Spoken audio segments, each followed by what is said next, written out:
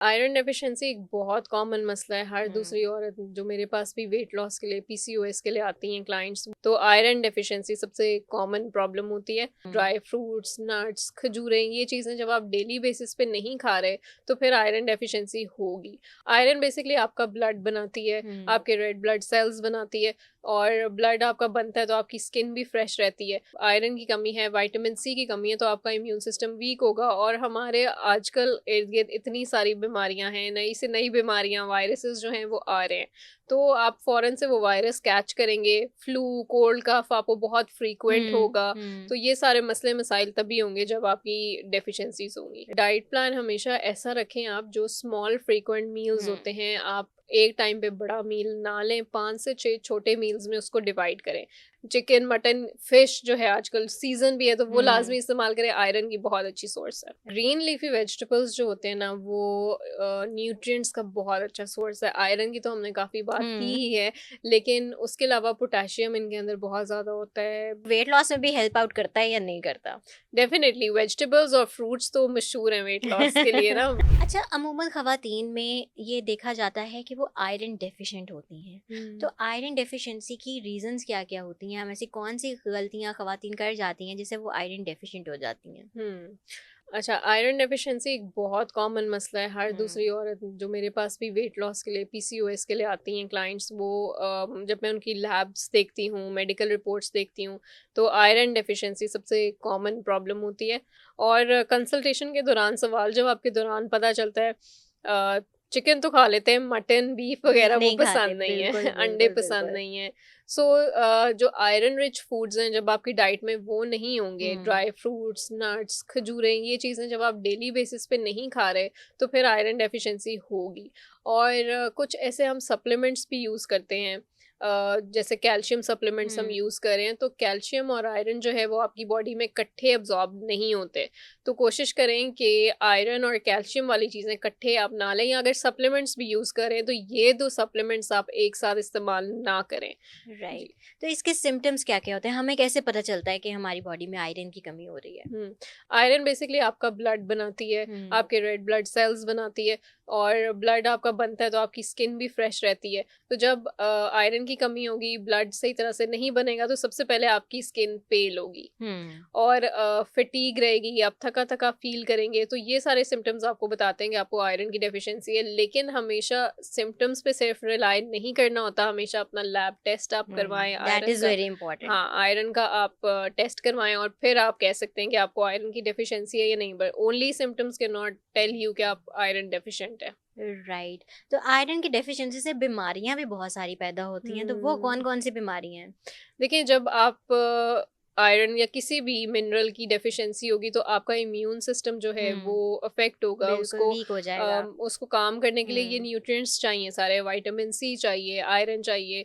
तो अगर आप आयरन की कमी है, विटामिन सी की कमी है, तो आपका इम्यून सिस्टम वीक होगा। और हमारे आजकल इर्द गिर्द इतनी सारी बीमारियां हैं, नई से नई बीमारियां, वायरसेस जो हैं वो आ रहे हैं, तो आप फ़ौरन से वो वायरस कैच करेंगे। फ्लू, कोल्ड, कफ आपको बहुत फ्रीक्वेंट होगा। हम्म। तो ये सारे मसले मसाइल तभी होंगे जब आपकी डेफिशिएंसीज़ होंगी। राइट। तो अब इस कमी को पूरा करने के लिए हमें अपनी डाइट में किन किन चीज़ों को शामिल करना चाहिए कि हम लोग आयरन डेफिशिएंसी हुँ। को ओवरकम कर सकें?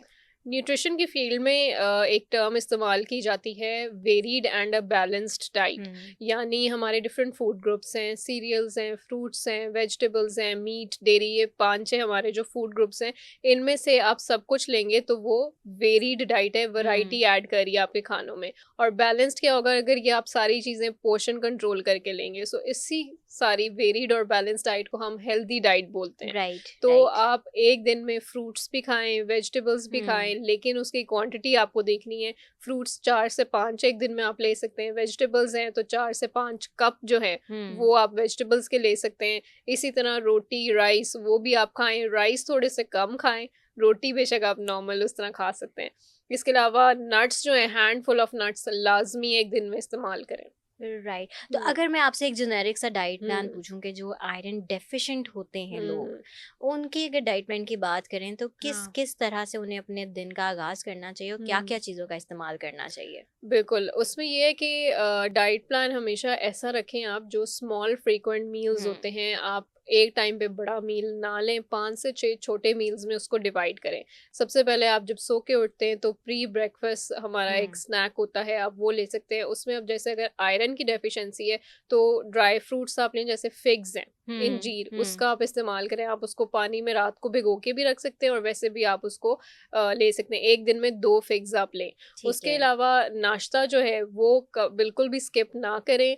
आप रोटी या ब्रेड लें, लेकिन उसके साथ कोई प्रोटीन चिकन की सोर्स लाजमी लें ताकि आपकी आयरन पूरी हो।